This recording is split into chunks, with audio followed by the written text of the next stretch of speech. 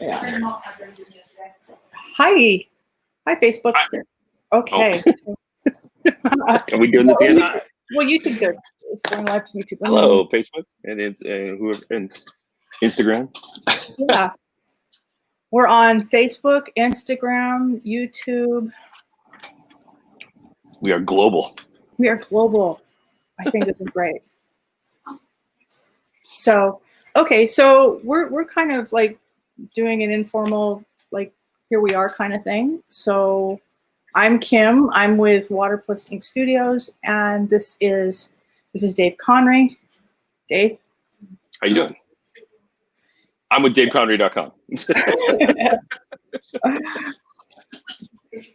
And we're just chatting and showing artwork and throwing some stuff up for sale. So let's see.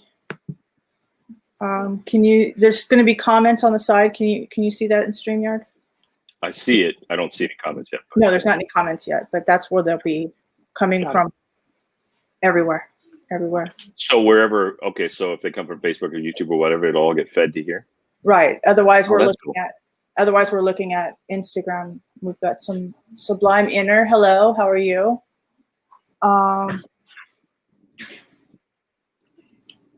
So good. All right. This is my first time.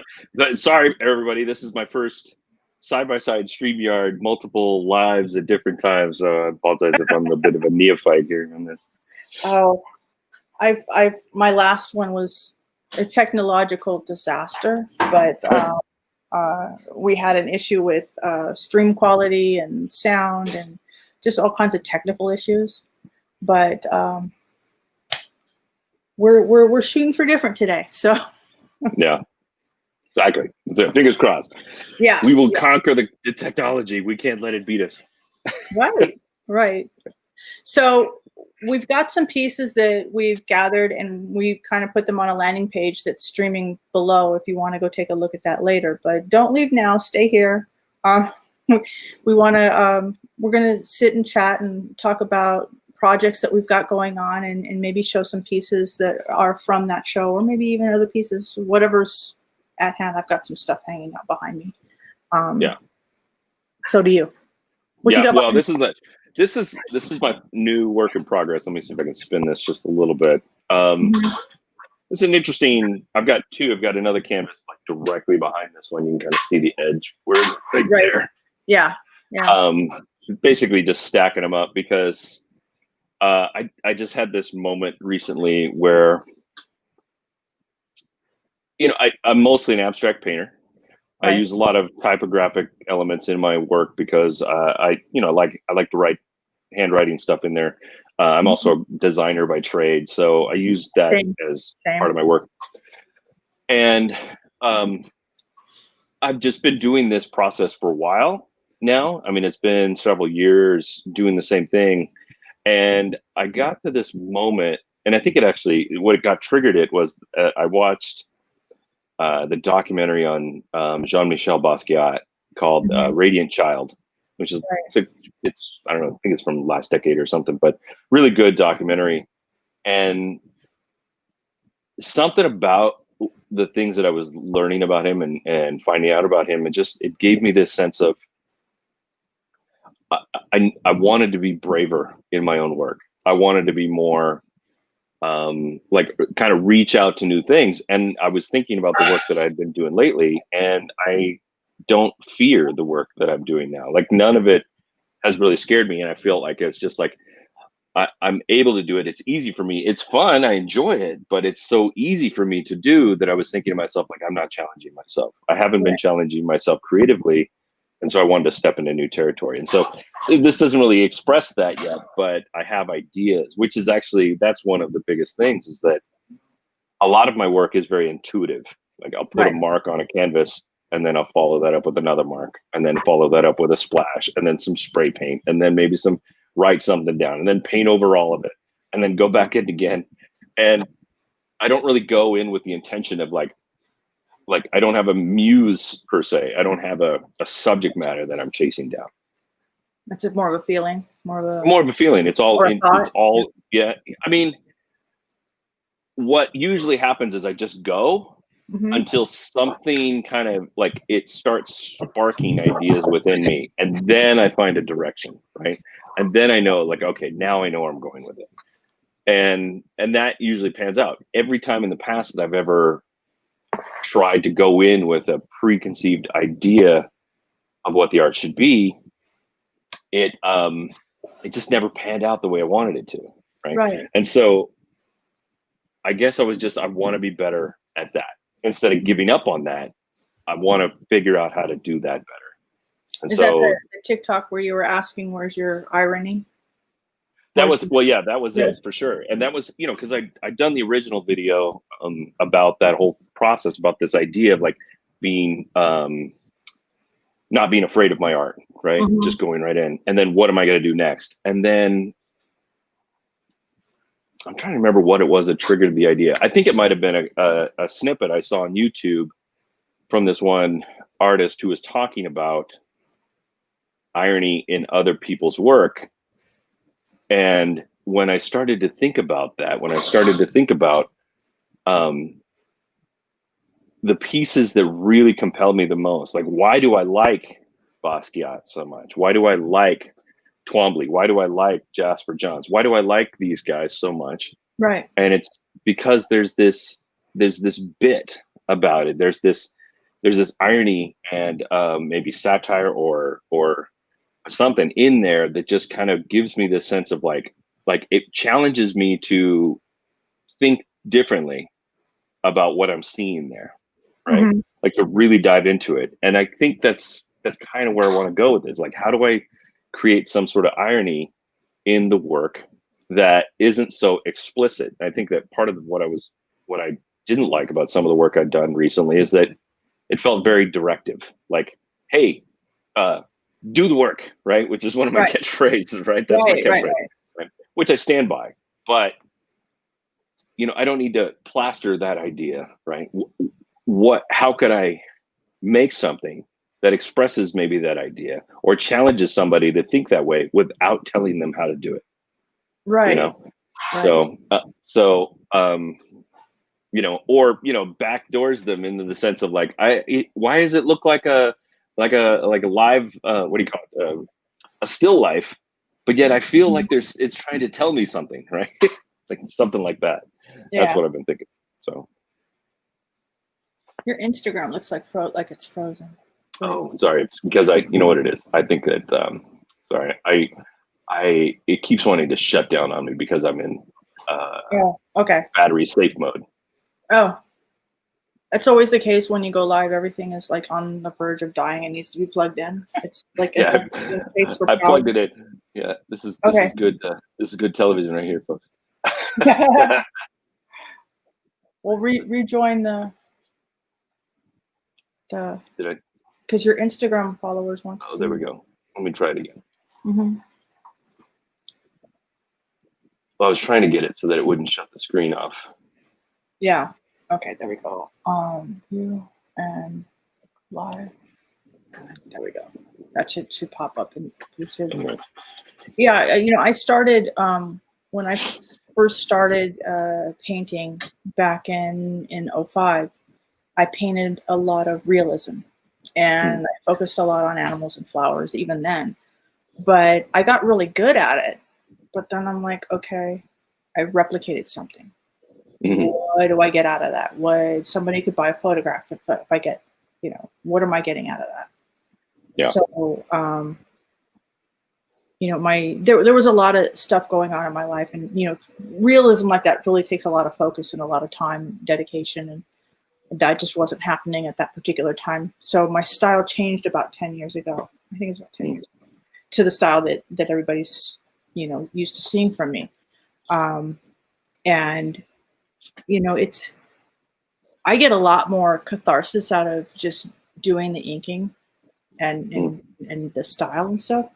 But then, I started like wanting to paint something more than just a pretty flower. And that's when I got into the endangered species. And I feel that there's a place where I can spend some time and try and raise awareness and have some function and thought provoking and reason behind my art.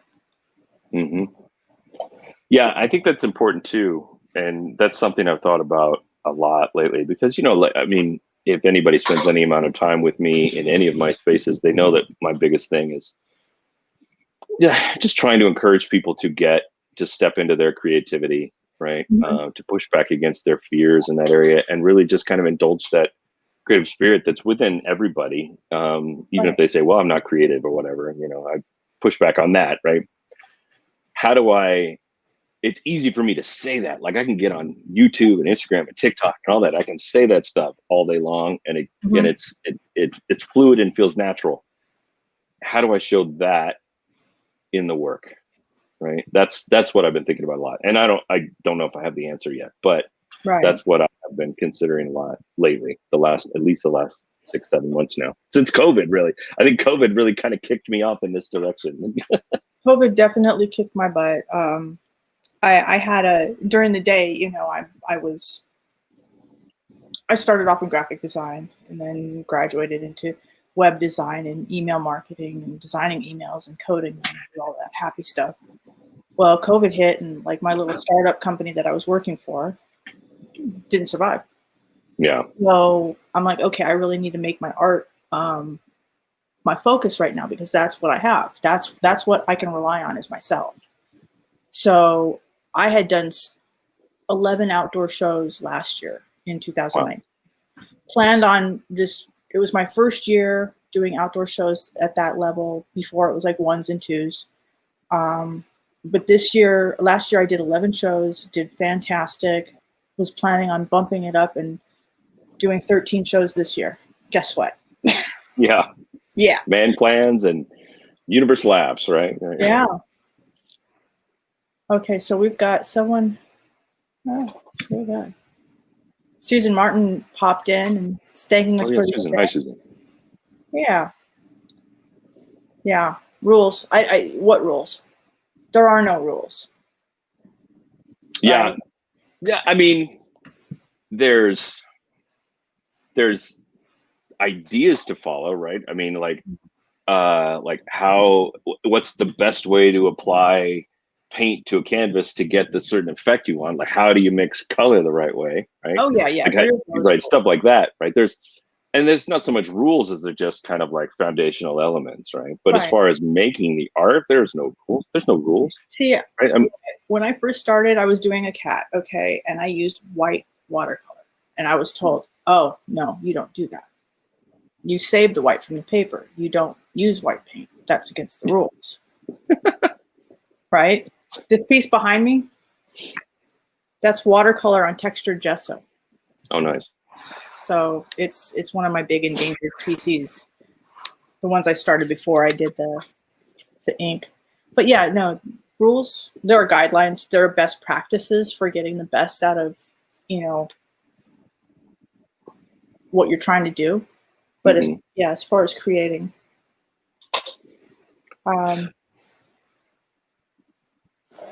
So show me what you got going on. Okay. So, we've seen that. Let me show you this. This one is the most recent piece. This one is, actually, let me pull this one down real quick.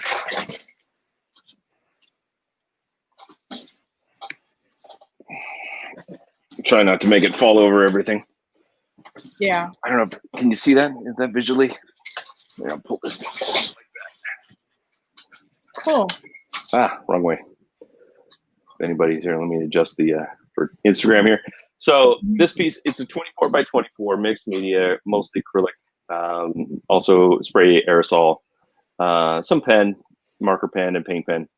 24 by 24 deep canvas, and this is the most. I hadn't done a canvas. I hadn't done a full canvas in a really long time. Right. Where I just dedicated myself to I'm going to get this thing done. And I did this one. This is the intention for this one is actually to be given away as part of my thing for my newsletter subscribers or whatever, because it originally started as like, I hit a certain goal on TikTok and I was like, okay, well, I'm going to give a piece away.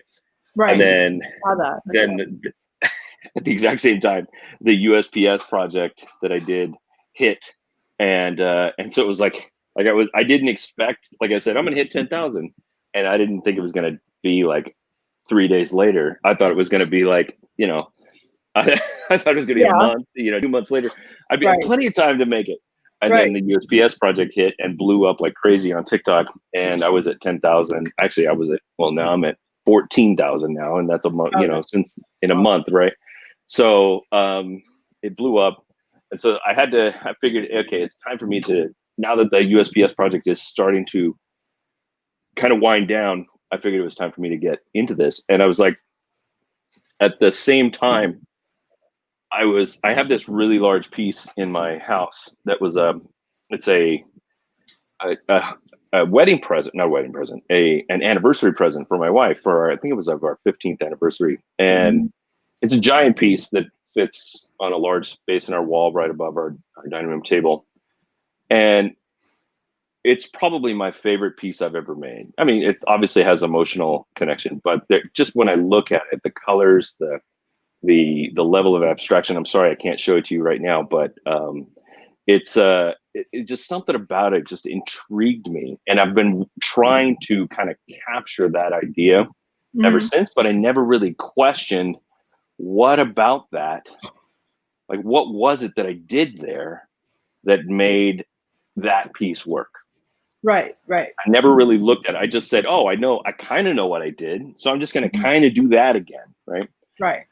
So I guess over the last few weeks, I've just really taken a lot of time to look at that piece and figure out what it was. And what I've come together is like, number one, it was high contrast colors, right? It was like purple against yellow, right? Blue against orange, green and red, right? Just battling against each other, but in in very cohesive ways, in my opinion. Right. And so there was that. There was also this idea of like pushing color into places that may not seem natural to whatever I was displaying, but it just happens to kind of create this framing within the piece that just felt right. And so when I originally painted this piece, mostly it was just the abstraction in the background, all the wild colors in the background. And then I was like, I want to bring in more, I want to say realistic. I want to bring in, figurative elements. So the flowers and that, and these geometric shapes. And I started drawing this. I had this vision of like, I think I was probably listening to Major Tom by David Bowie. Right? So I was thinking about Ginger's in the house. Yeah, Ginger. Which say I love that piece. Nice, thank you, Ginger. Yeah. So, she wants this piece very badly. She does. But, so, I just started painting this astronaut, but then it felt like. So one of the pervasive elements in my work is this idea of memento mori, which is like remember your death. It's a Latin for remember your death, and it's more about.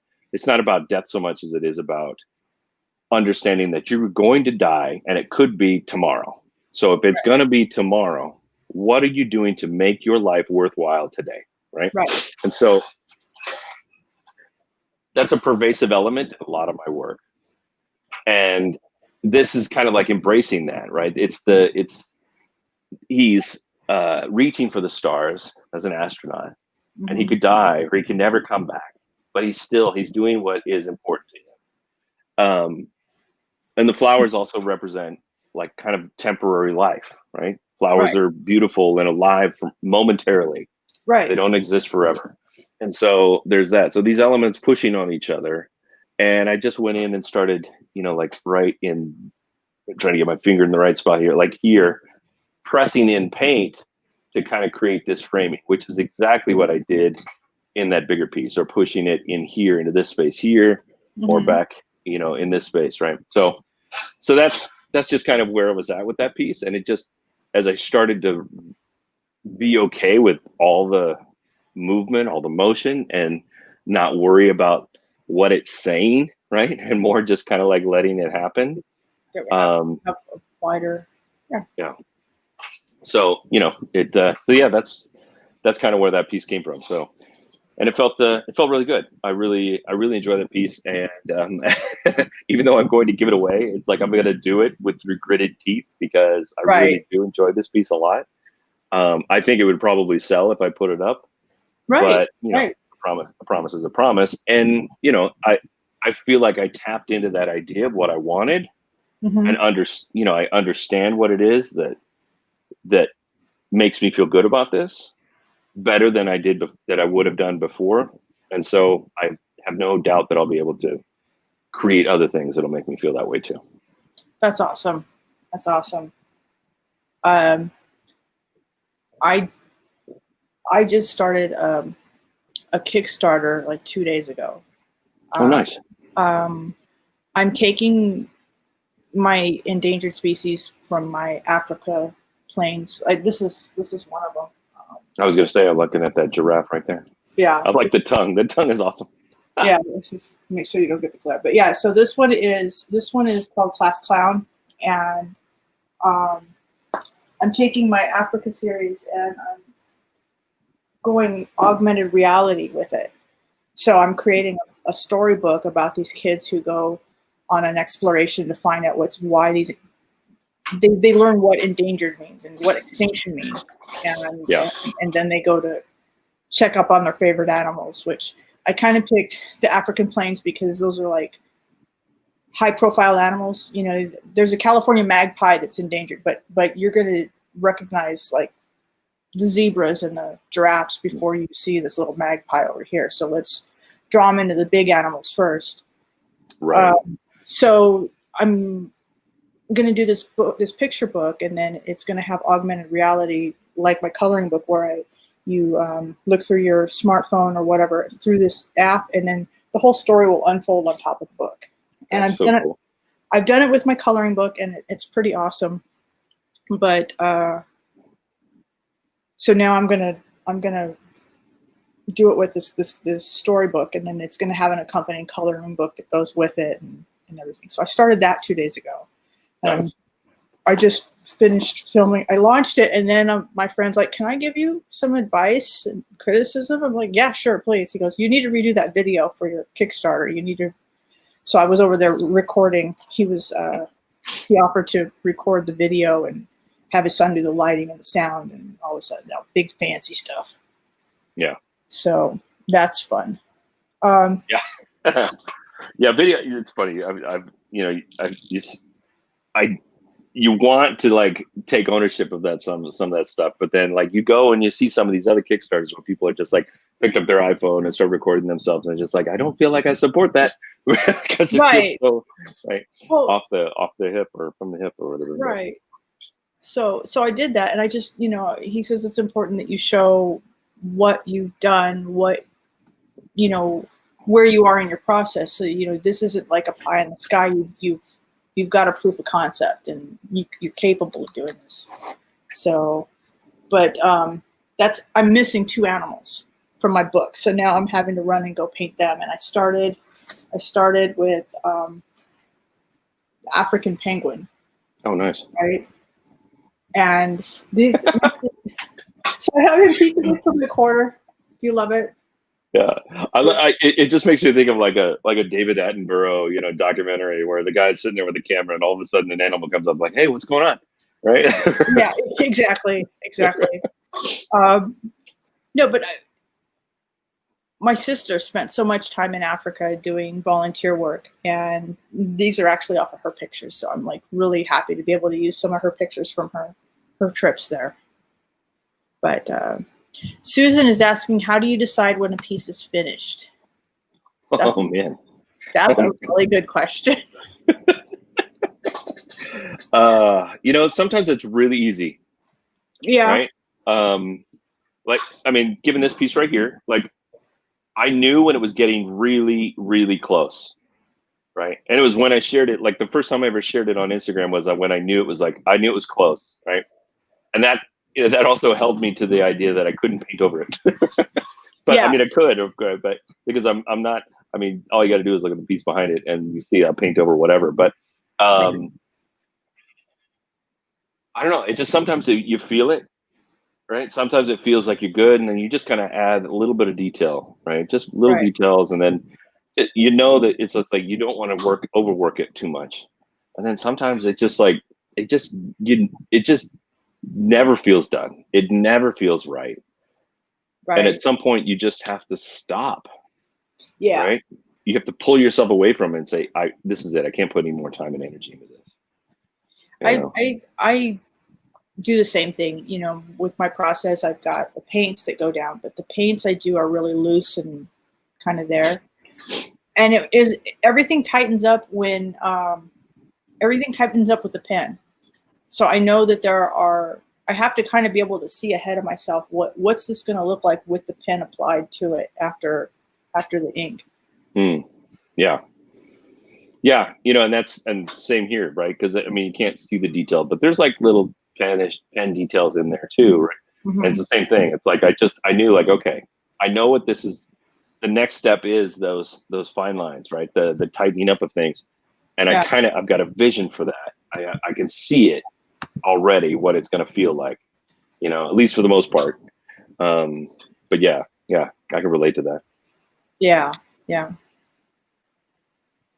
So Perry just piped up. Perry is on my Facebook, and he says, you know, he's a fellow artist, and he says, you just know when you're done. So it just comes, and you know, there's nothing more to add.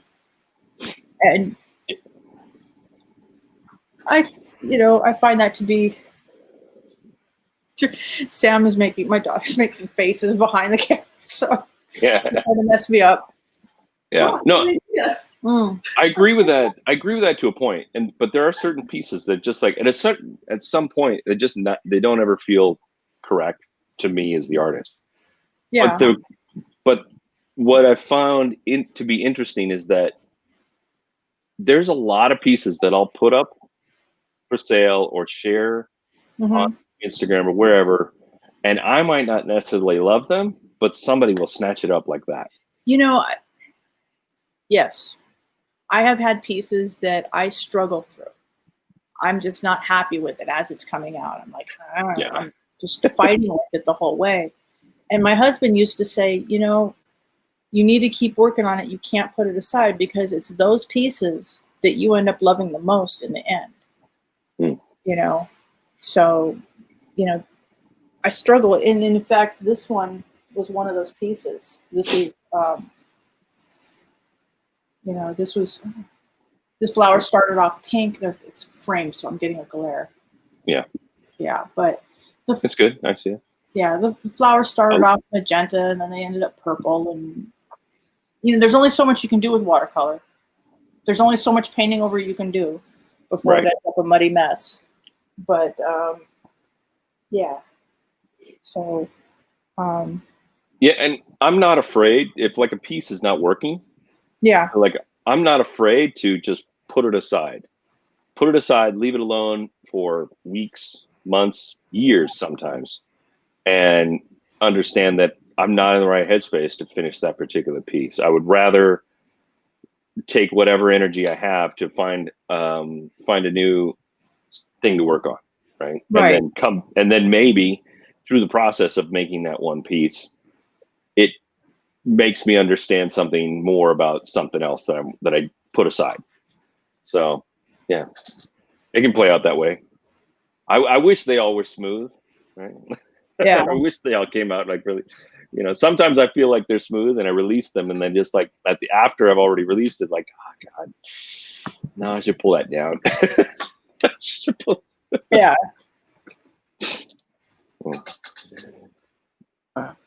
Yeah. So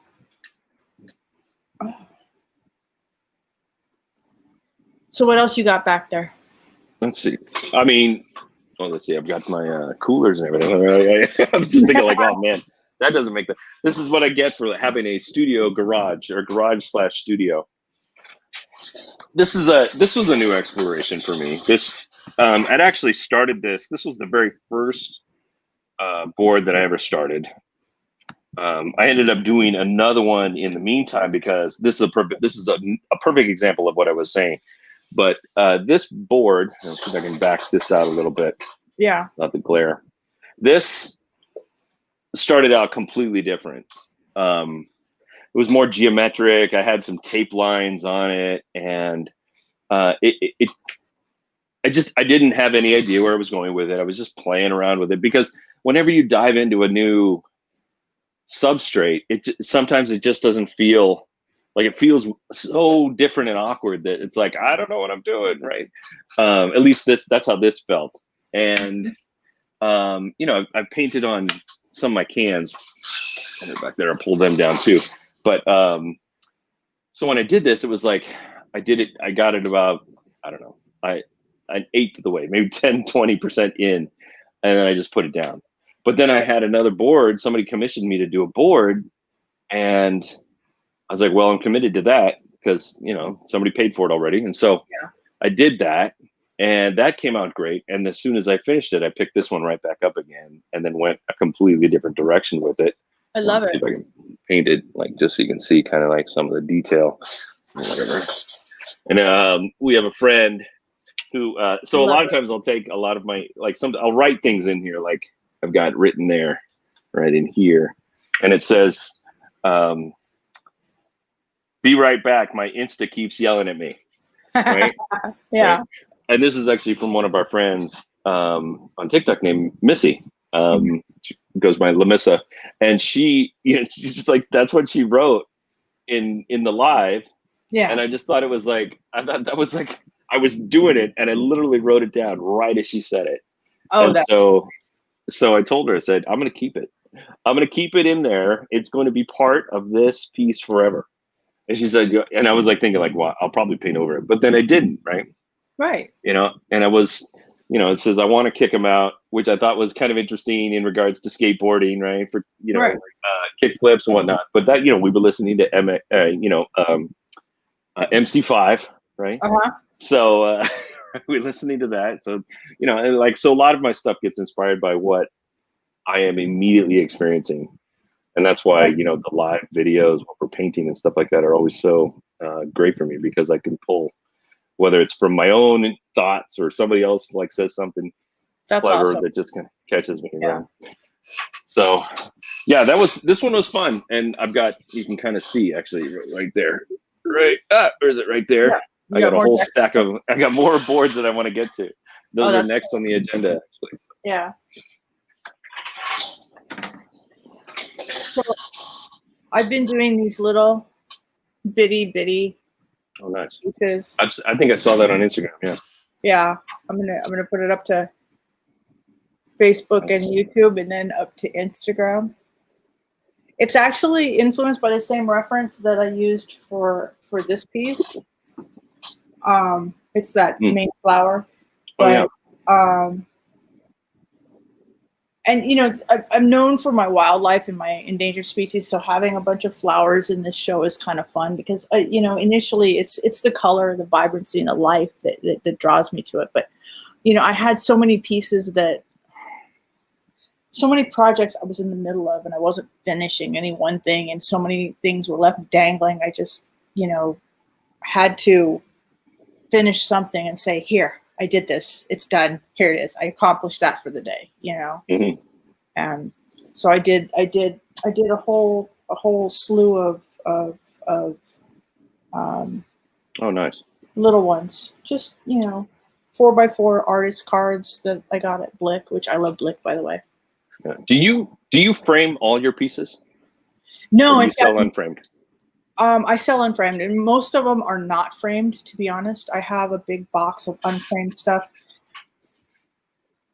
I have to frame them to take them to the shows. Yeah. Because they sell better. It's more take this home, hang it on a wall kind of thing. Mm-hmm. But yeah, I do like a lot of this. It's just like this. It's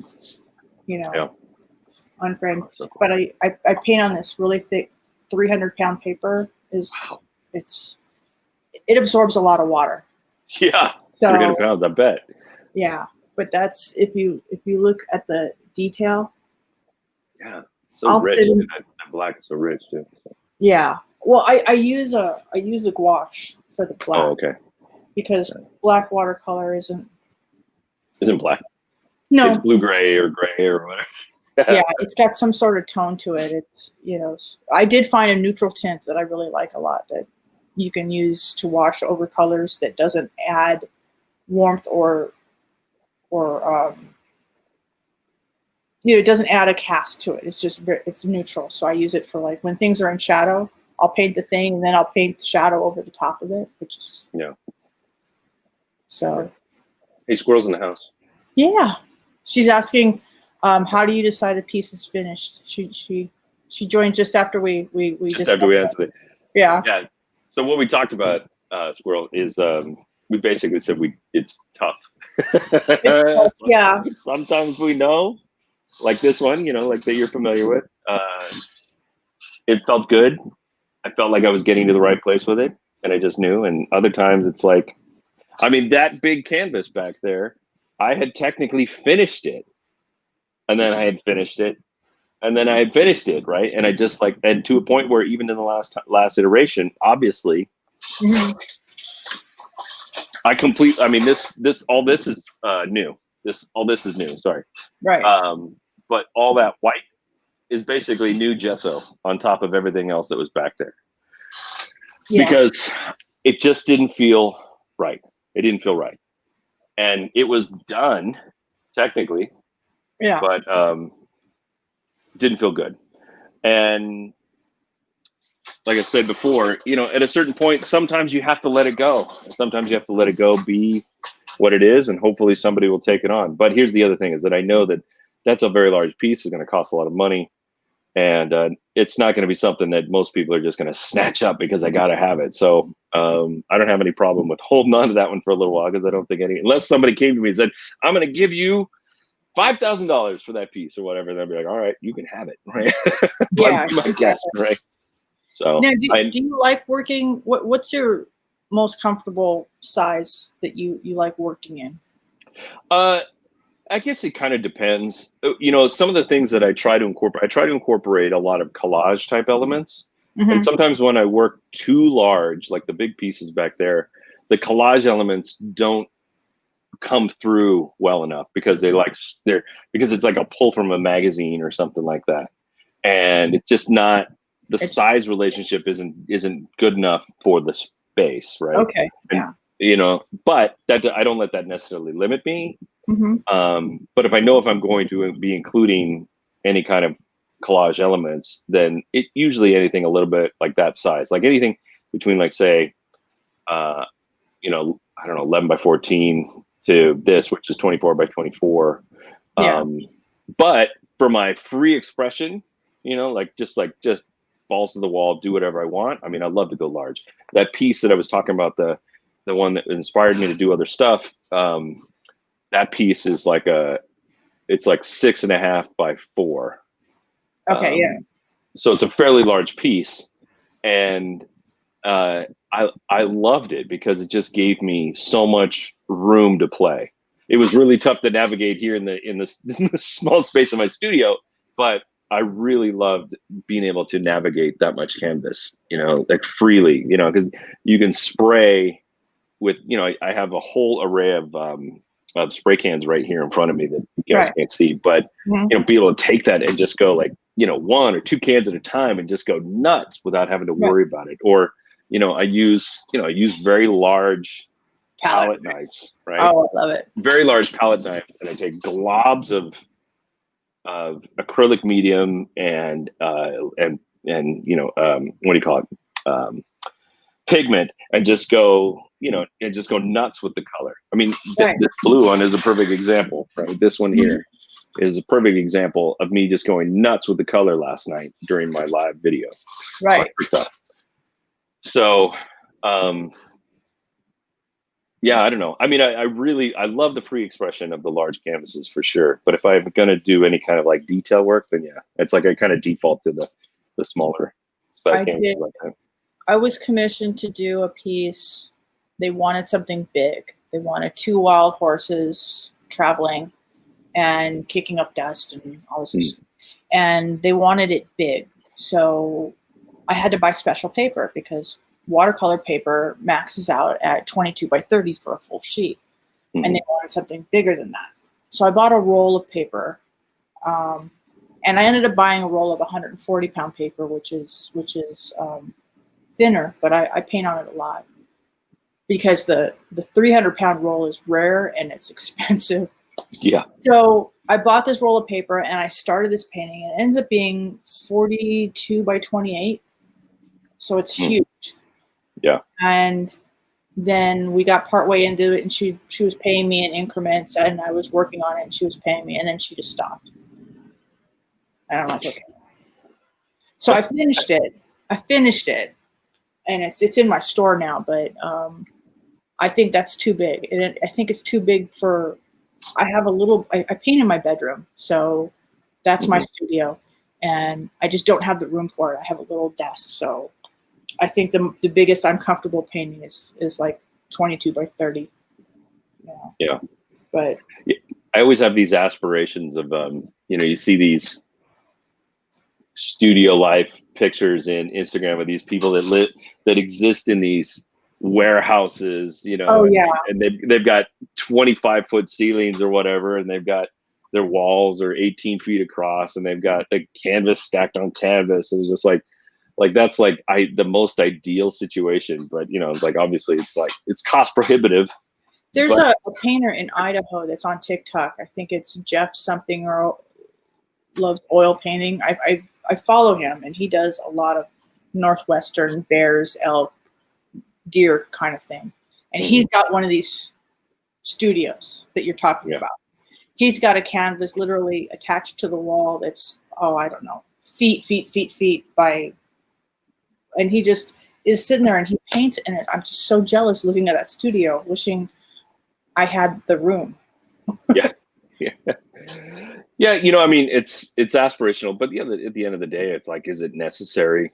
I think it's, I think there is, I'm in my garage, and it's dusty, and there's gaps all over the place. And when I'm in here, like, especially in the summer, there'll be mosquitoes coming in because they can get in through, like there's literally the gaps around the door, right? Door, and so it's not ideal for the paint. But then, and I don't worry too much about that because it's like, I'm not painting, the, like you said, the realism, right? Where every brush stroke matters, right? Where you don't want to have even your brush hairs in there because it removes from the realism. But like, I leave brush hairs in my stuff all the time, like stuff. And so, like, having a little bit of a dust from the or grass that gets kicked up, it's just part of the art now. It's all part of the art.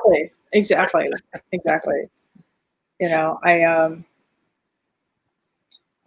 I'm in an apartment, so you're down south of me, so we're not too far from each other. But I'm in an apartment, and I do have a garage, but there's no way I could there's no temperature control in there. It gets really hot. Yeah. Where are you at again? What city are you in? I forget. Valencia. Oh, okay. Yeah. So I'm up by Six Flags Magic Mountain. Yeah. That's it would be. I mean, we had that small heat wave here a couple weeks ago. Yeah. It was brutal, even in here. I don't have any temperature. I've got a fan. I got a fan on the ground. That's my temperature control. Yeah. In here. I mean, the I've got a outside. The sun goes this way over the house and over the garage. And I've got an avocado tree just outside that kind of blocks a little bit of the sun on the second half of the day. But by that time, it's already cooked long enough, and so it can be unbearable in here. And then in the winter, it could be the complete opposite, where I've got the floor heater, and I've got the sweatshirts on, and so it's not ideal. But hey, that's instead of the artist struggle being like, I'm never gonna make any money, my artist struggle is, I am hot or I am cold. Right? Yeah. Why doesn't somebody bring me ice so I can make another drink? Right? That kind of thing. It's pretty temperate in the apartment. We keep the thermostat pretty regular, but then my lives, usually I have children walking in and out, and right. Well, my style of painting, I'm not allowed to paint in the house anymore. Really? I'm not allowed to paint, because I've gotten paint on the walls too much, right? Yeah. You're right. throwing paint on the hardwood, right? And you're like, I'm not allowed to paint in there anymore. Yeah. Well, I'll sit there and some of my pieces are so big, you know, when it gets to be a full sheet, I'll sit on my bed and just ink or watch TV and paint and, Wow. you know, but usually I have, like, my son loves to just walk up behind me and give me a hug or something. And he's forever walking in my lives and whatever. It's fun. Everybody knows Ian by now. Yeah. They know my boy by name. I always got a little scared, especially on TikTok. I got a little scared about bringing the kids in because I always think that there's this rumor that says, like, if you bring kids and you'll get banned because, you know, it's like, you're not supposed to show kids alive because it's like, you know, it's against their. It's happened to a couple people, like Tainted Lyric and some other, like, Irish Wolfhound. Yeah, it's happened to TikTokers that I know that have their kids walking into the live, and it's not really intentional, and it's not like they're showing their kid off or whatever. It's just, yeah, you know, they're walking through the room or something like that. Yeah. So he comes in and he'll be like right here. Yeah. Right off camera. Right here. Yeah. But like get you know? Okay. But the cool thing about my son is, well, he is 18 now, but so he's had a full on beard since he was 12. So big, deep voice. So he doesn't. So he pulls it off. He does. He pulls it off. He does. But yeah. So what do you think is going to happen? I mean, you know, show season is obviously winding down. We're not going to have any shows anyway. Even if there were any shows left, they're not going to happen. Obviously, what do you think is coming for 2021? And if it's not more shows, like what's your plan?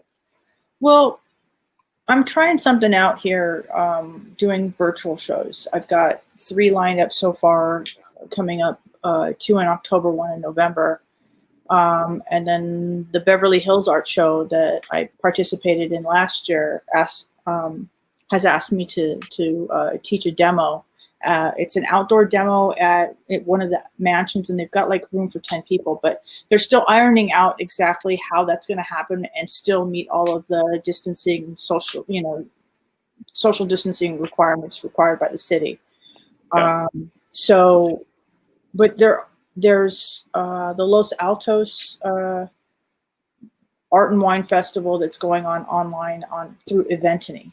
Now, some of these shows have like not gone off well, but I would think that if this is the new normal, that the Eventany and other organizations like that put on live shows. What's this? Super sticker? I don't know what that is. Anyway. I don't know what that is either. It's interesting. Okay. So I would think that technology and expectation would catch up with what we're having to do. So if we can't have the outdoor shows, then bring them virtual. Let's have that way to interface with people that want to buy art.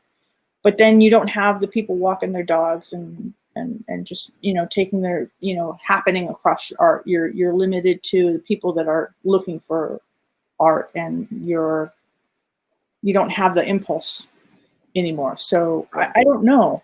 I mean, yeah, it is interesting because the one thing I don't do a lot of shows myself, but the shows that I have done, it's the minute you get somebody in the booth, whether they came in intentionally or serendipitously,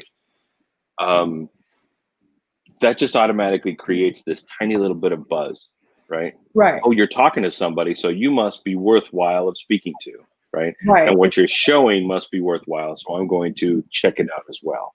And then that may spur another conversation, which may spur a sale, and maybe, and you don't get that virtually, right? It's really difficult to have that virtually, right? It is, and I've with Los Altos, I've scheduled some Zoom time so people can come talk to me at 11 o'clock on both days, October 17th and 18th. But how many people know that they want to talk to me? This is not, it's being out there and being in the middle of people. when I set up my booth, I set up like the giraffe, or I have this elephant that I really dig. That's the elephant behind. It looks like this guy. It's this guy, but in its setting, in with the background. So you know, it draws people over.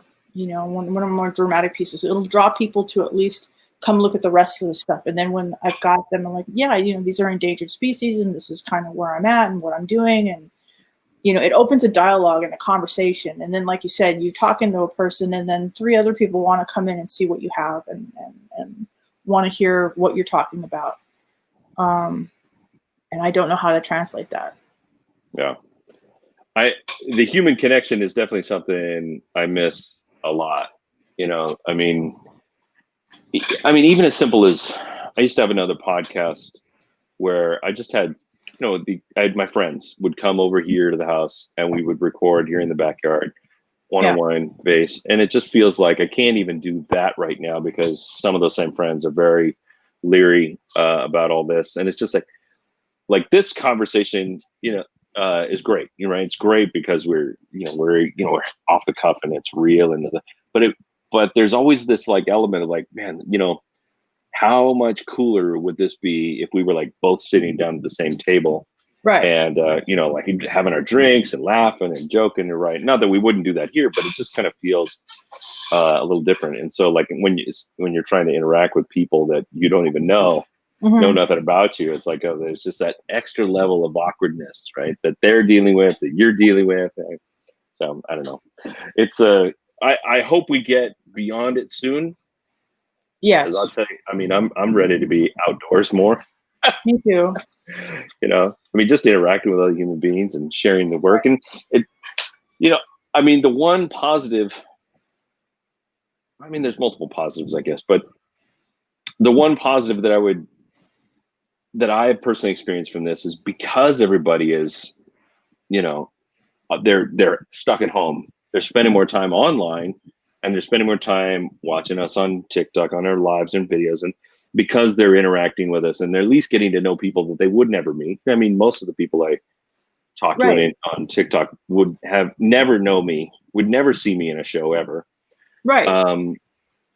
And so there's that, right? And I'm sold more this year, you know, even if it's mostly like whether it's mugs or, you know, little things to big, you know, big pieces of art or whatnot. Right. I've sold more stuff in the last 8 months, 8.5 months than I did all year last year.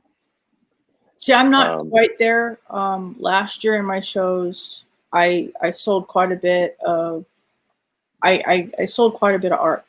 But here's the thing, you go to the booth and one of the things that I discovered is that, you know, if you have just art, people may or may not buy because they don't have wall space. There's so many like hurdles for them to make that purchase.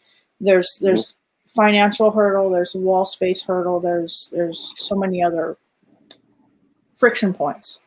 So I have everything.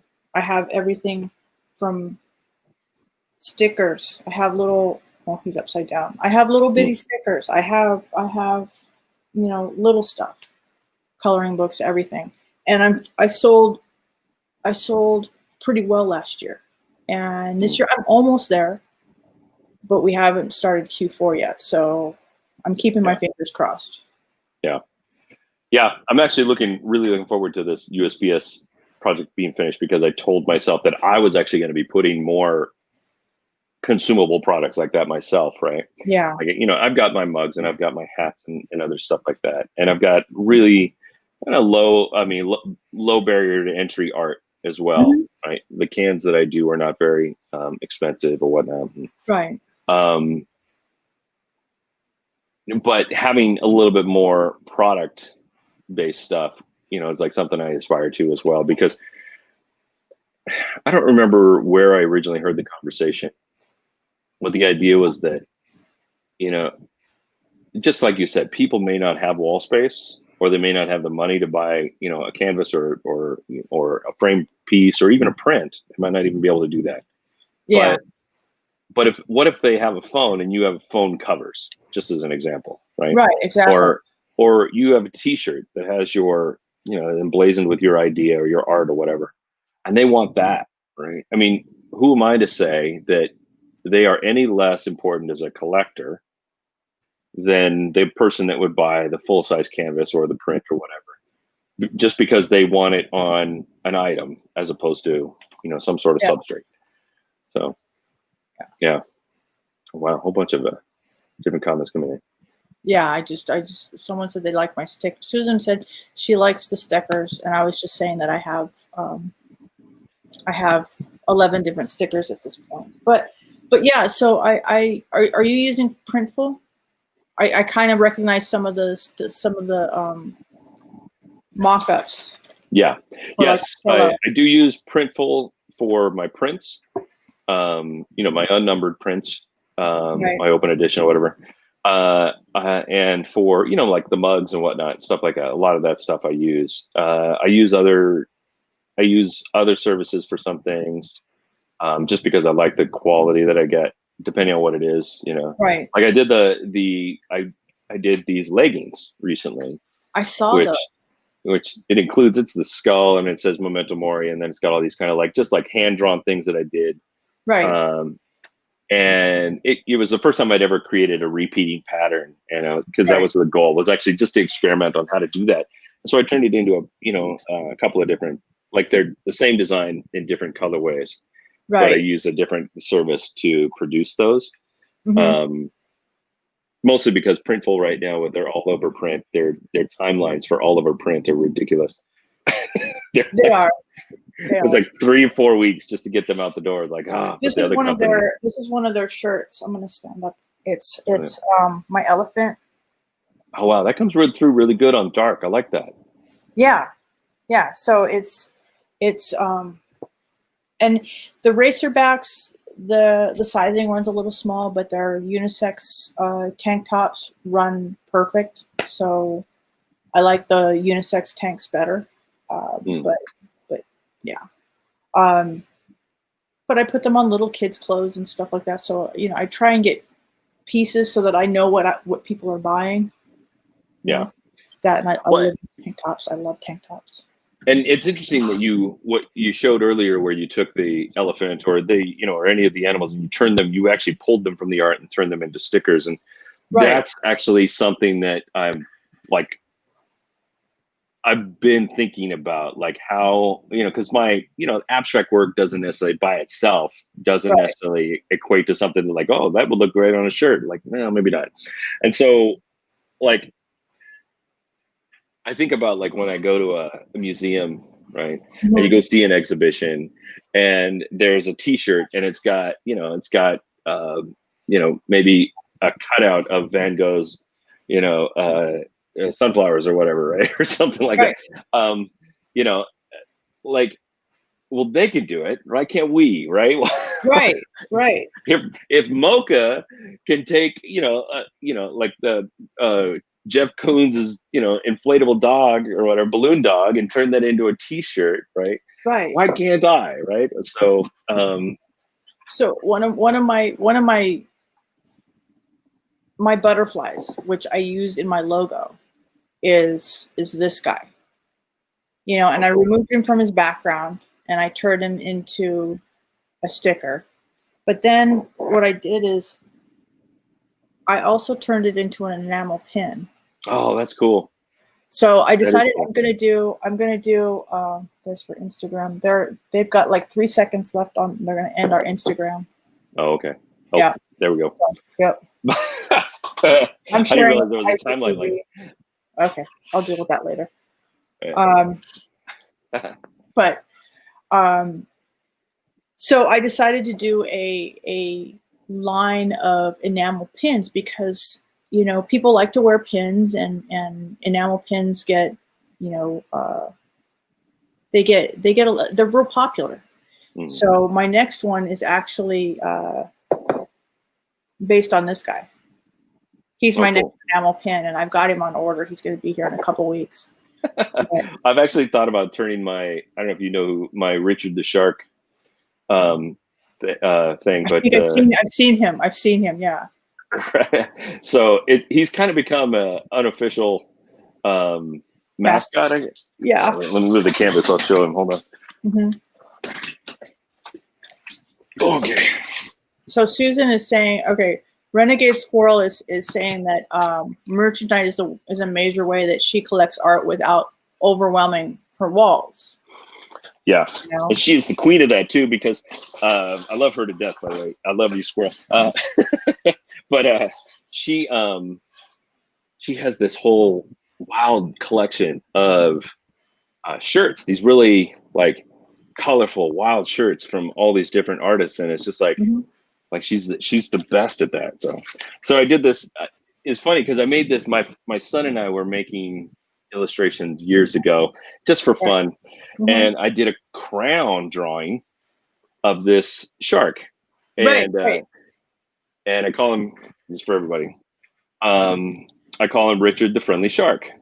And I kind of took it based on an image I saw of this shark that comes out of the water, like trying to go for the fish, trying to get the fish. Right? It's a great white, and it just looked like funny. He's saying, "Hey," right? So I took it and wrote "Hi." And then it just kind of became everybody, like I send these out with pretty much everything I do. Right. It's just a postcard, right? It's just, I put my notes on there or whatever, just little. And then I turned it into, stickers myself. So this one's on a roll. I just have, yeah. So I got them. Go ahead. What do you use for your stickers? Mostly Sticker Mule. Me too. Yeah. I love Sticker Mule. I chase after whatever deal they have going. So sometimes it's like die cuts, and sometimes it's on a roll like this. Yeah. And sometimes it's square or round, So I chase whatever deal they have, and I go after that. But then I also, let me see if did I bring them out here? I don't know if I brought them here, but oh yeah. So I'm going to be doing, one of the things I'm going to be adding, which I haven't done, is like a pin set. Like I do regular pin back ones. So we got little. Oh, okay. Awesome. The little, right. Oh. So I got a few different pins. So I'm designing a little punch card or whatever, so I can put 2 on a card and then sell them like that or whatever. Oh, cool. Let me go get something. I'll be right back. Okay. So I don't have the access to be able to put the stuff up on here like she does, but let's see. I love Richard. You is Friendly Shark. He is great, Marie. And by the way, I saw your comment earlier, Marie. Thank you for popping in. Like art in different forms, as well as like small objects for desk or shelf.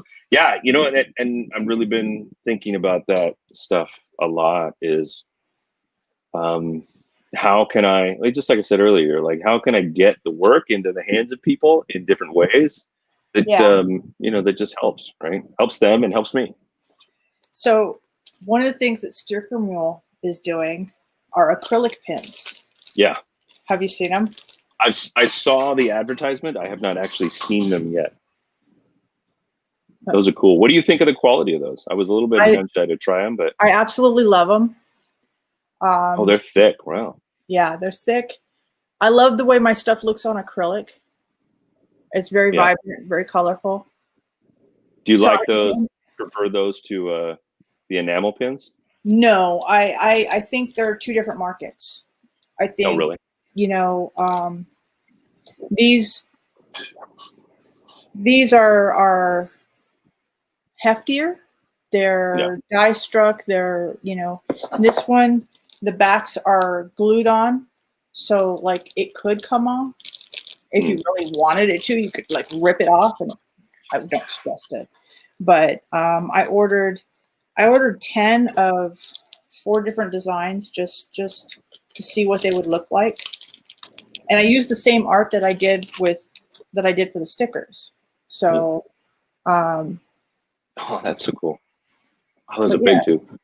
Yeah, they're 2-inch pens, and so I just ordered backing cards for them so I can put them in on a card. Yeah, that's what I was talking about. Yeah, see, so I have this one on a card, and it's like punched through the card, and then I got the cards from Moo. Do you use Moo? No, I have a trade account with a company called 4over, so I get my printing done really inexpensively. Mm-hmm. So I've had a trade account with them forever. So. Oh, that's awesome. That's Yeah. awesome. Perry's got a new comment here. Yeah, Perry just bought Max, which is the cat, my Maine Coon cat original. So that's ready for you, Perry. Okay, so he let's put this up here. So yeah, I like that idea. Yeah. So you just, I think that, funny because I was thinking about this this couple.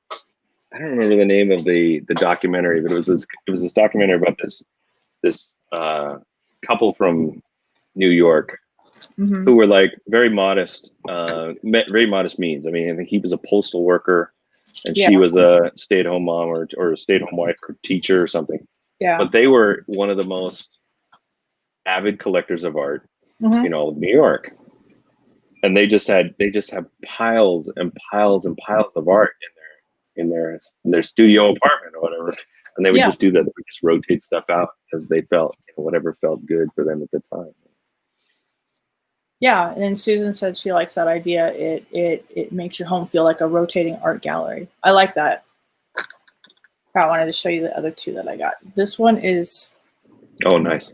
I mean, the color on that is just, it's vibrant. Yeah. I dig it. So if you don't mind me asking, like, what kind of price point are you going to be putting on those?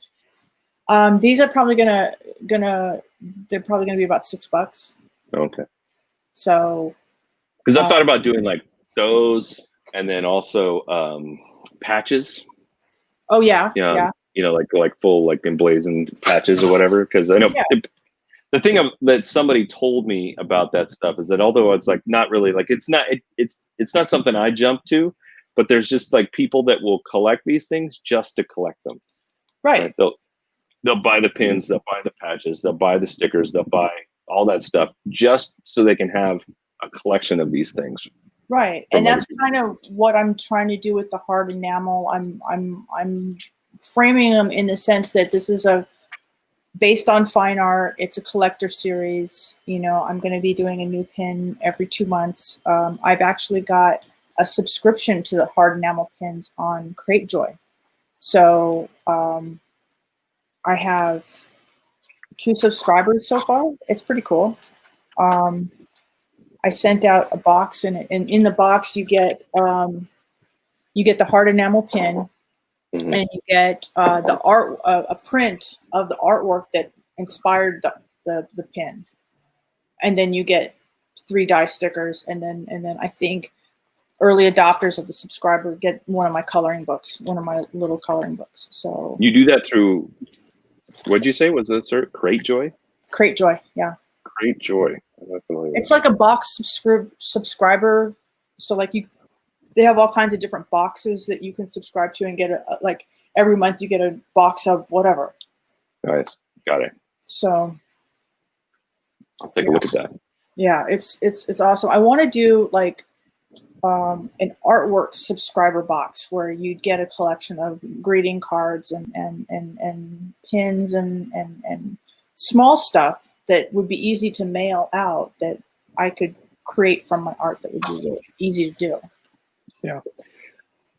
I'm trying to remember her name. There was a woman that I followed years ago, and she would print, she would collect art from she was an artist herself, but she would collect art from several different artists. And she had a subscription thing where every month you would get a set of like 10 of, I'm trying to remember the name of the printing. It's not serigraph. It's Giclée? No, not Giclée. Risograph. Okay. Which is kind of like Giclée, except it's printed out of a very specific type of digital printer. Okay. And so it's like the ink, the pigments is a certain very particular type or whatever. But so she would do these every month. She would have like, you get like a subscription of these small prints from them, and it was open edition. So it would just be like, they could just print them on demand, because you could literally say, okay, I want to print 10 of those, 3 of these, 6 of those. And the printer just was smart enough. It just figured out what it needed to print, and it would collate everything and all that stuff. So it was awesome. like, she did that for a while, but I think it was still ultimately they weren't charging nearly enough for it. So they killed it. But yeah, so. I'm trying to, my first box that I got a subscriber, and I was like real excited, but I had ordered a sample custom printed box from FedEx. FedEx custom prints boxes, and you can upload the design. And I did this design for this box, and it says Pintastic on the outside. It has my logo and a room for the mailing label and my return address and all this other stuff. On the inside, it's covered, and it says, okay, before you open this up, if you want to share this as an unboxing video, set yourself up right now, and then you take this cover off and see what's inside. And it was great. And then I got another subscriber, and I'm like, okay, now I have to really order the boxes. So I ordered 10 boxes, and I'm waiting for them to come in so I can send my second subscriber her box. But I'm really hoping this takes off, because it would be awesome. There's what was the name of that? Art Snacks. Are you familiar with Art Snacks? No.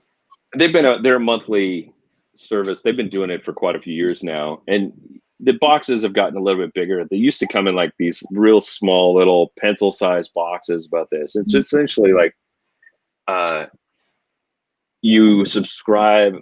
It was $20 a month at the time, and they will send you a monthly box of random art supplies, right? Like completely random, right? Might be a piece of like a small tube of paint and a brush, or an eraser, or like a water pen or whatever. Just all this completely random stuff, and then some stickers, and then like a little piece of candy. Like, this is what they were doing for a while, because it was Art Snacks or something. I think they did away with the candy because it just wasn't keeping well. Yeah. But yeah, so they've been doing that for a while now, and the boxes have gotten really interesting. And the way that they've encouraged people to get involved is to, like, they've more. Before it was just like grabbing different things, but now I think what they're doing is they're trying to encourage people to take what they get out of the box and make something with that, and then share that on Instagram, or share that on the different social share, like do it a YouTube video about it. Right. With that, right? So it perpetuates this idea of other people wanting to participate. So I thought it was really brilliant for their. I'm kind of doing that with my coloring book, with the interactive one. I'm encouraging people to post with a hashtag, so that my old site before COVID, I was with Wix, and when COVID hit, I'm like, I have to bump up my web presence and start selling through my website. So I went with Art Storefronts, and I'm really digging that, because in addition to being able to offer prints, and they're my print house, and they drop ship, and I don't have to do anything, they have a marketing calendar for me to follow, which is awesome. Oh, wow. That's kind of going back to our previous conversation about where are we headed in 2021. That's kind of where I am with that. But I forgot my train of thought. It derailed. Happens when you turn. It's like, you turn 50, you lose your mind. Right. I keep seeing ads for those guys too, Art Storefronts. I keep seeing like ads, because I'm on Shopify myself. Right. And but obviously they're strictly a web presence. Yeah. The biggest thing is that I dig is that they have marketing meetings twice a week on Zoom. You join them at 11 a.m. our time, and they're on for like an hour and a half twice a week. And you get in there and you ask your questions, or they give you they have playbooks. So like instruction manuals on how to do this or how to do that, or fill in the blanks. So there's always tried and true. They've got 3,800 customers. And so like they're looking at the sales that everybody's doing, and they're saying, okay, we see that we have 38 people doing this and this isn't working. So we're going to steer you away from doing that. And we see that this is working. So we're going to encourage you to do this over here.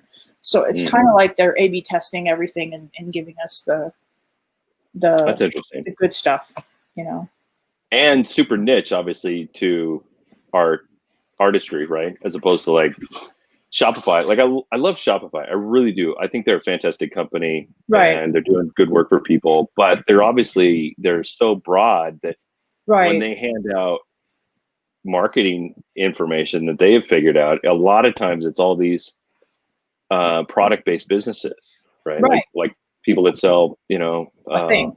home Yeah. goods or like, camera stands or whatever, right? It's like, and that's great. If people are buying jeans through through their Right. website, I right? think That's great. that brings to mind one of the things that they have with their site is I they have 3 different tiers, and the middle tier has a wall preview associated with the art, so you can see what it looks like in a wall situation. But the last tier has an AR preview, so you can hold it up to your wall and see what that piece looks like on your wall, and Oh, it's a wow. component of the website. So um, That's interesting. and then they associate you with a print house, and the print house prints on your straight canvas and paper, but they also do acrylic and metal and wood and coasters, and they're getting ready to associate themselves with Guten to offer more merchandise type things. So just having that as an option where you click, offer it as this, offer it as that, offer it as the other, and then your store's populated is pretty cool. Yeah. So Yeah, I was just looking at their website just now as we're saying that it's interesting because the first thing I see is like file a complaint. Like, whoa, what's going on here? Like, but I'll go back through it and check it out later. Is like unlike anything. Their customer service is awesome, and their technical support is awesome, and they're always solving problems. And that's great. The community That's great. is awesome. I think my mom is also an artist, and she is not. She's not the most technically savvy, not the most marketing savvy, and so I'm just thinking about it. Like while you're saying this, is like that would be perfect for her, right? If she'd be willing to make the investment in it, right? Because it just like that way, she's being steered in the correct direction. Because I think about that always. Because she would love to become a full-time artist if she possibly could. Oh yeah, she's got a long way to go. Long way to go. And the cool thing is what they do is they have templates that you pick from for your web base, and then you customize that with fonts and colors and whatnot. Yeah. But they tell you, this is the best practice for this, for photographing your pieces. Here's a playbook on the best way to get images ready for print, and here's what they suggest, and they have all that.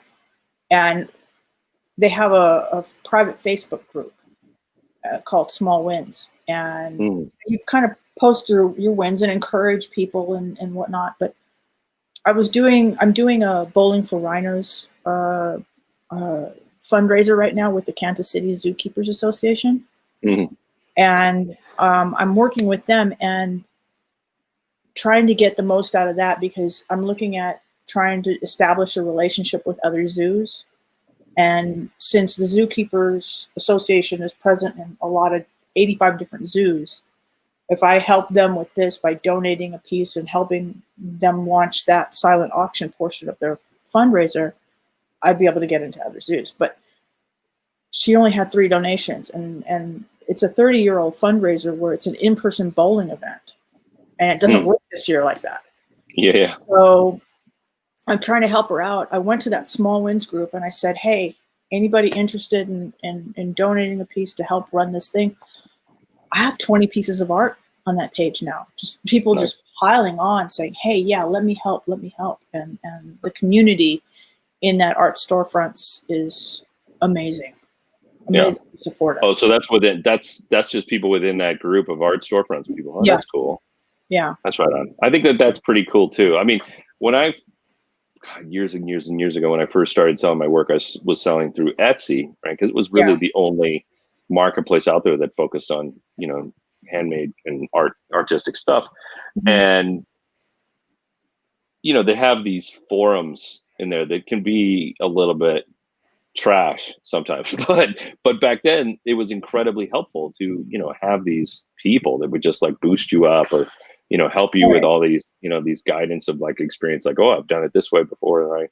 So I think Right. that's great, right? I mean, again, Shopify, they have that, but it's not like you can go in there and say, hey, I want the segment of the forum specializing towards artistic people, right? Like, I don't Right. want to talk to the people that are selling like hard goods or whatever. I want to talk to the people who are selling art. And they don't Exactly. have that, right? So that's kind of cool. I think that's great. Yeah. And one of the biggest pieces that kind of opened my eyes was there's an artist, Andy Crawford. He's a photographer, and he's in Louisiana, I think it is. And he takes some amazing photographs. But it wasn't until he went live while he's paddling a canoe out through the swamps in Louisiana that you realize what goes into his photographs. Because he's literally in a canoe with his camera and he's like going out, and you're like, that made that piece that much more, I know what's behind it. So Right. being able to see what goes into a piece and how it develops is one of the romance marketing that they suggest. But I love art storefronts, and at this point, I'm glad that I went that way. I took refunded booth fees from canceled shows to pour it into, and I had my money back within a couple months. So Oh, nice.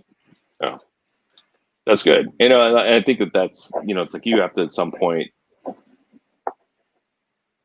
recognize the investment, right, of making it, because so many people want to go the Wix route, right, or yeah, the inexpensive route because I'm not making any money as an artist. Well, sometimes maybe, just maybe, the thing that you need to spend the money on is the thing that's going to help you make more money, right? It's going to right, help you get a little bit further along, right, whether it's directly or indirectly through osmosis and right, learning what you're learning.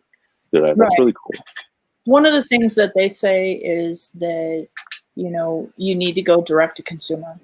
You need to have your own website. Being on Fine Art America or whatever is okay, but if you think about it, their SEO engines are huge, and they're going to, if you're on there, your artwork's on there, people search for you, they're going to come up with your Fine Art America rather than your site.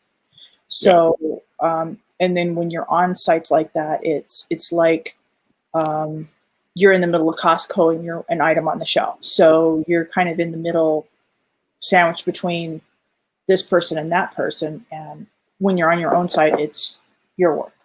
It's all your stuff. Yeah. So it's sometimes what some of the sites are like, the work that you're side by side with is like, yeah, why are you putting me next to that person? right, exactly. Yeah, Exactly. yeah, indeed. So Indeed. no So new comments. hmm? Nothing. I was just seeing if there was any new comments. Yeah, no. Perry was saying that there's nothing like original art in your house and supporting local artists, which totally dig. Yeah. Yeah. And then Katie Neely just popped in. Hi, Katie. Hey, Katie. Katie is an awesome artist. She's with Art Storefronts as well. And we did our first group show together, Women in Art, a few months back.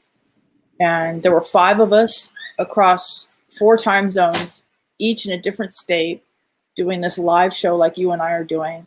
Only, it was an hour long, and it was really, here's this piece, this is what it's for sale, and it was very structured. And oh, cool.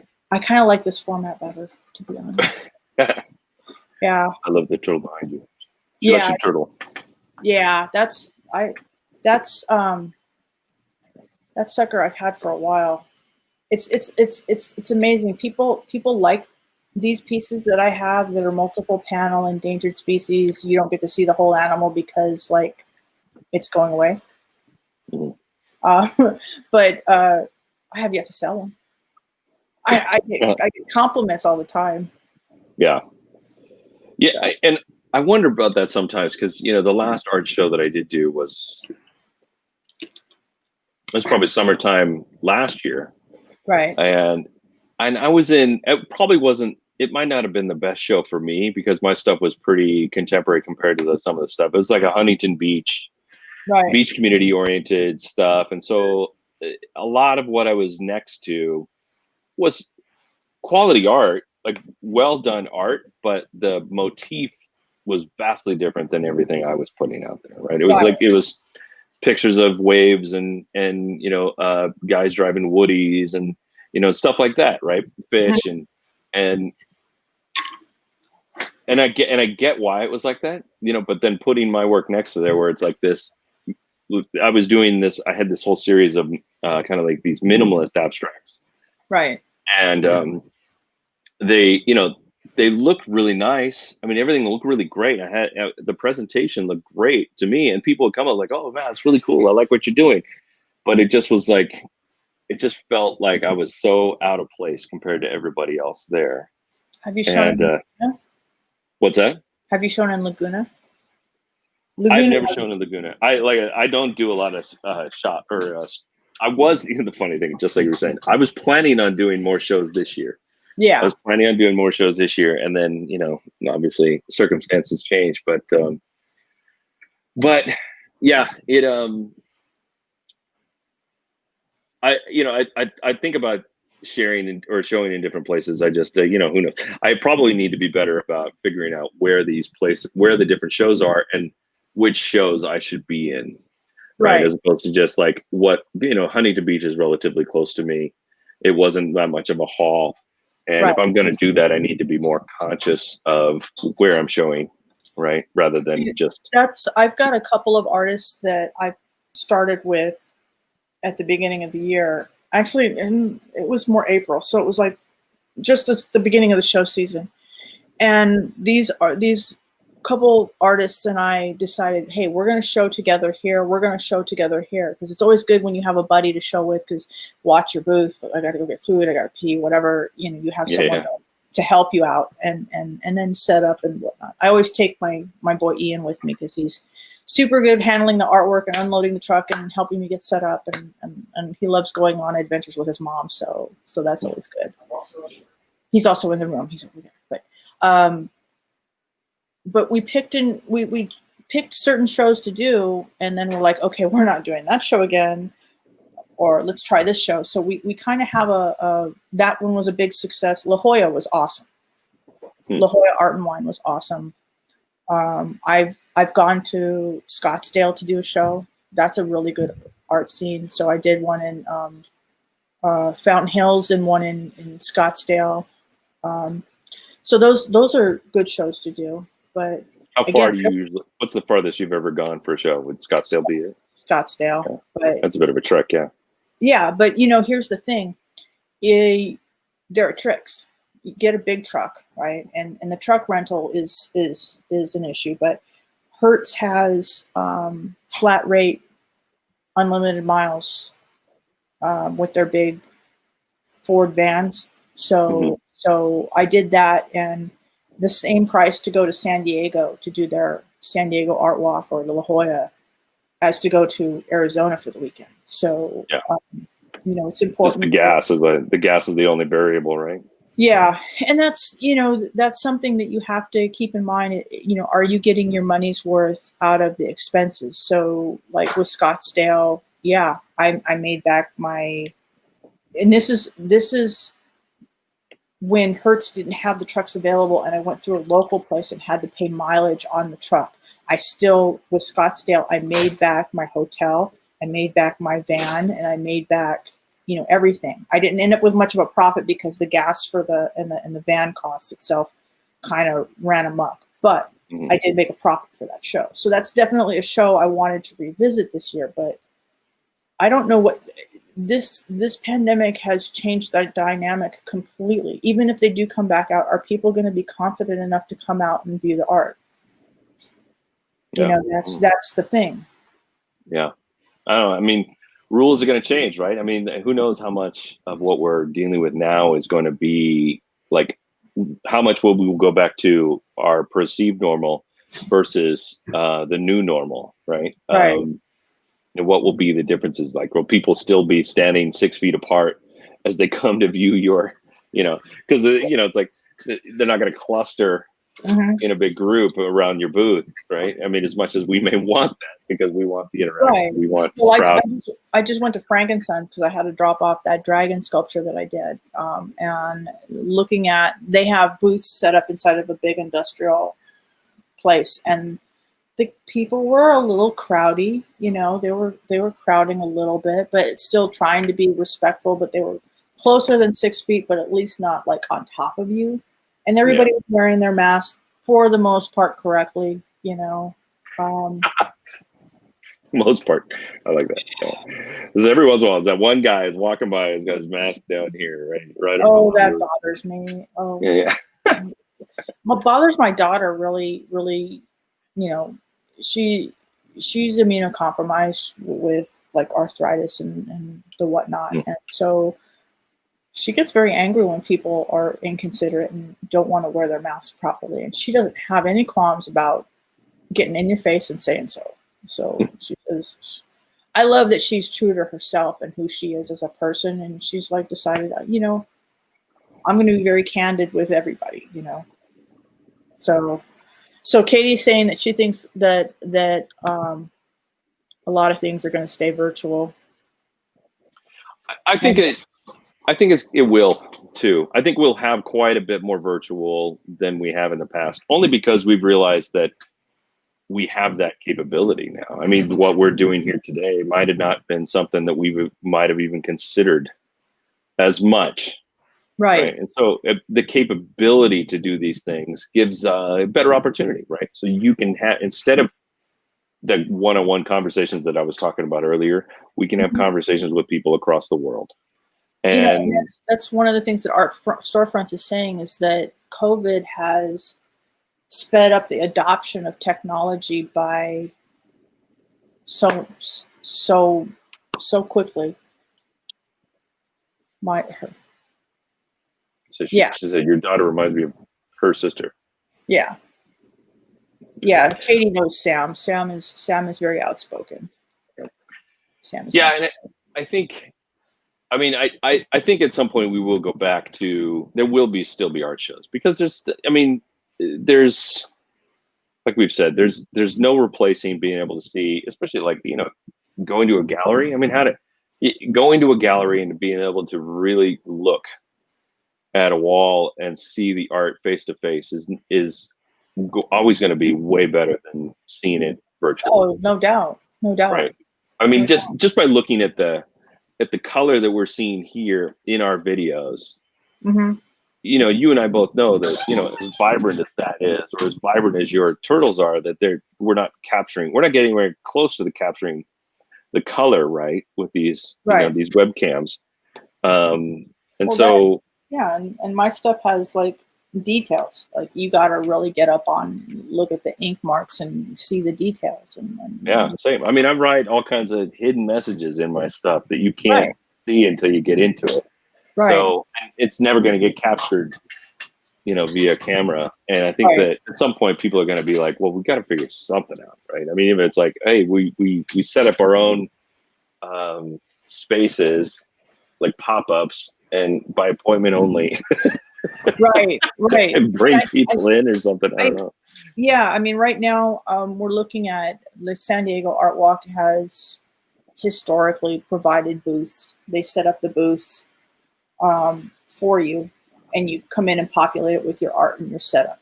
But they rent the booth space, and so, you know, it costs what it costs to get into the show and to set up your stuff. But now they're not going to be offering the booths anymore unless you pay extra for it, and they're going to make you bring your own stuff. And I think not because of the cost, but because you're dealing with your own stuff and people don't have to handle someone else's stuff, that bringing in your own setup is going to be more and more going to be the thing. And I think that the standard booth setup, where you have basically a room where people are going into, I have a feeling that's not going to be the standard setup. Like, I have a booth, but I can reconfigure the walls so it's a zigzag pattern, so that everything is like, you can walk around it instead of being inside it. And I think that might be kind of where things are going to go. Yeah. Yeah. I mean, that makes sense. Yeah. Like, if like, I think about the supermarket where they try to direct flow so people go the right way Right. through the aisles, right? Yeah. This is a one-way aisle. I always find myself going the wrong way, and you're gonna get that. People not paying attention. Yeah. Yeah. The new normal. The new normal. Yeah. So I mean, I'm really eager to see what the new normal is going to be. I'm eager to see what this Q4 is going to look like. Yeah. Yeah. Me too. You know, that's, yeah. I'm trying to get like lives and social media and everything involved to promote my work. But even at that, you know, your stuff doesn't get shown to everybody that likes you or follows you. So, you know, how do you control what you have? Yeah. Well, and I think that what you're doing, I mean, even scheduling these and, so what does my hat say? One sec. Yeah. Just the fact that you are doing this is going to create a different level of awareness to people, right? Especially the more you bring other people in, you know, the more inclined you are to gain more attention. You know, the people that may not have seen you before now see you because I brought some over, and vice versa. Right. So, and it's just kind of like social following, cross-pollinating the social following. Yeah. Yeah. So I think that you keep that up, and it's, you know, you're only going to boost yourself up. I mean, one of the things that I've definitely embraced this year is the fact that my art may not necessarily sell itself, right? It's almost like the people who buy my art aren't necessarily buying it like some might, but like they're not buying my art because they want to become Dave Conrey collectors. They're buying my art because of all the different ways that I've shown up for them and shared my story, shared my support, given my insight, educated them, entertained them. And by that, they have like become fans of my work.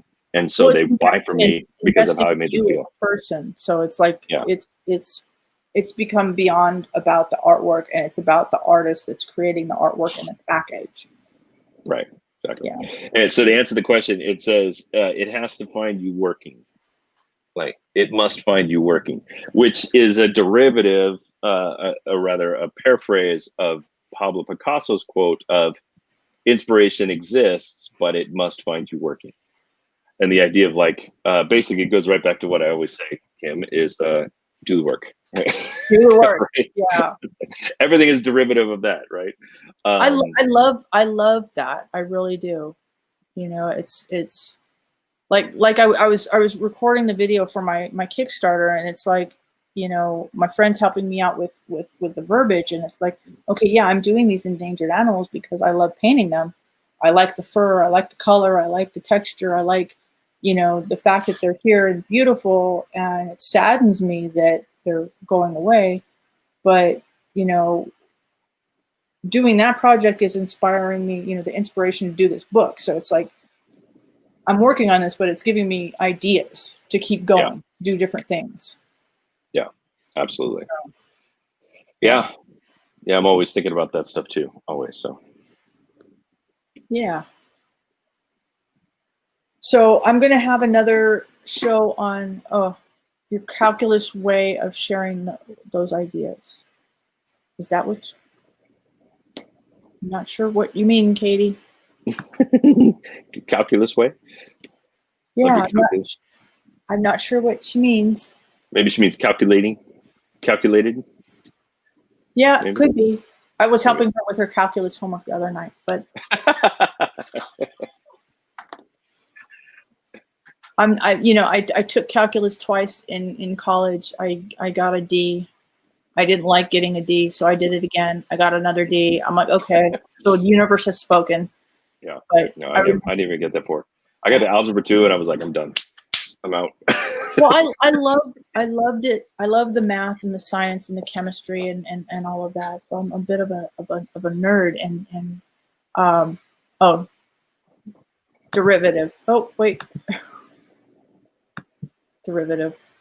She's saying the derivative way of your sharing your ideas. Is that what you're saying? Yeah. Much less do it. But yeah, I remember I was going to class. I was actually an EMT for a very short period of time. I wanted to go down that path, but the science and math. But I'm a computer nerd at this point, so.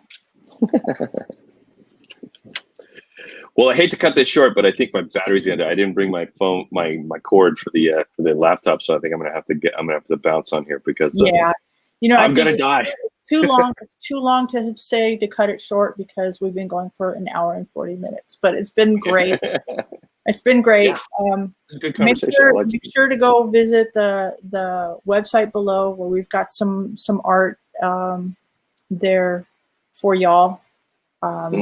Would love for y'all to check it out. Support the local artists here. Yeah. Yeah.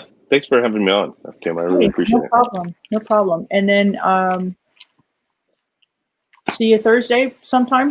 Some Thursday. Yeah. We can do this again. Now that one's more. That's a group chat, right? That one's more group chat, or is it? Yeah. I mean, it's the same format where we're streaming to my Facebook and YouTube. If you want me to stream it to yours, I can pick that as a destination. But yeah, it's a free form. Hey, what's everybody got going on, and people join in and ask questions, and it's just it's to cut through the isolation that the pandemic has forced us artists into hiding. So let's bring us out and be able to chat with other artists and see what we've got going on, promote our projects, maybe ask questions, ask the universe, hey, I'm stuck on this part, or hey, what's your advice on this? Yeah. Oh, we got a couple more comments here. Yeah.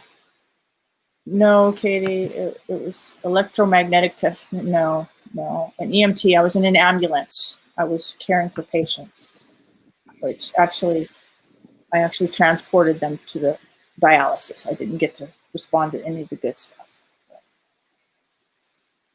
So, yeah. Well, okay. It was good talking with you. It was good talking with you, and thanks for doing this. This is awesome. Yeah. Thanks for everybody who showed up and hung out with us this whole time. Yeah, this is great. All right, guys, I'm going to end the broadcast. Keep, head down to the show. Let us know what you think. I'll keep an eye on the comments, and we'll move from there. Okay. All right. Thanks, bye. All right, bye.